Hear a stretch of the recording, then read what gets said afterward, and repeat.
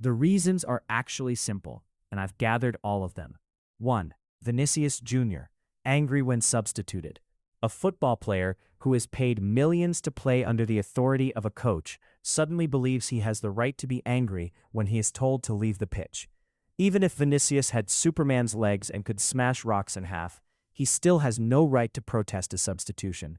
That decision belongs to the coach, period. But it didn't stop there. After the fans spent 90 full minutes booing at the Bernabeu, Vinicius chose to stage an emotional drama in the tunnel. Sadness, despair, tears, like a spoiled child throwing a tantrum. First, an ego-driven act. Then, an attempt to erase it by fishing for sympathy. Not leadership, not professionalism, just manipulation of emotion. 2. Kylian Mbappé, openly refusing a coach's order. Mbappé rejected a direct instruction to form a guard of honor, and even invited other players to walk away with him. You can debate the ethics of a guard of honor all you want, but this was not an ethical discussion. This was a direct command from the coach. If a coach tells you to run until your legs break, you run. End of story. The moment players decide which orders they will obey, the coach no longer exists. 3. The other players, rebels and bystanders. Some joined the rebellion. Others stayed silent and watched it happen.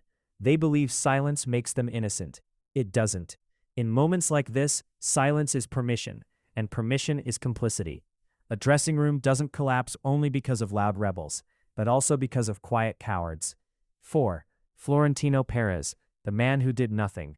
In the middle of a growing conflict between coach and players, the president chose complete inaction. Why? Because players are no longer treated as footballers, they are commodities. As long as star players sell shirts, tickets, and social media impressions, nothing else matters. Not the system, not discipline, not respect for the coach. Stars are pampered, protected, and allowed to do whatever they want, as long as the contract is active. This is how a club rots from the inside. 5. Blind fans who defend at all costs. During the match against Levante at the Bernabeu, fans planned to whistle and boo the players, but many refused to boo Mbappe. Why? He scores goals. Real Madrid would struggle without him. History says otherwise. Real Madrid won the Champions League without Mbappe, and Paris Saint-Germain, his former club, won the Champions League immediately after he left. Another uncomfortable truth, Mbappe has repeatedly been described as a toxic influence in the dressing room, especially in player-led resistance against coaches. Defending a player purely because of goals, while ignoring the chaos he creates, is exactly why other Real Madrid fans are furious. 6. The club's management response. After 90 straight minutes of fan anger at the Bernabeu, the club responded by saying, "Fans who only appear when trophies are won and criticize during hard times are not real fans." That statement didn't calm anything. It made everything worse.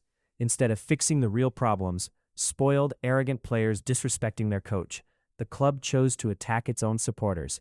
No accountability, no reform, only deflection. These are the 6 real reasons behind the anger of Real Madrid fans. Not tactics, not bad luck, but ego, arrogance, weak leadership, and a club that forgot what it stands for. Do you agree, or do you think the fans are wrong? Let's argue about it in the comments.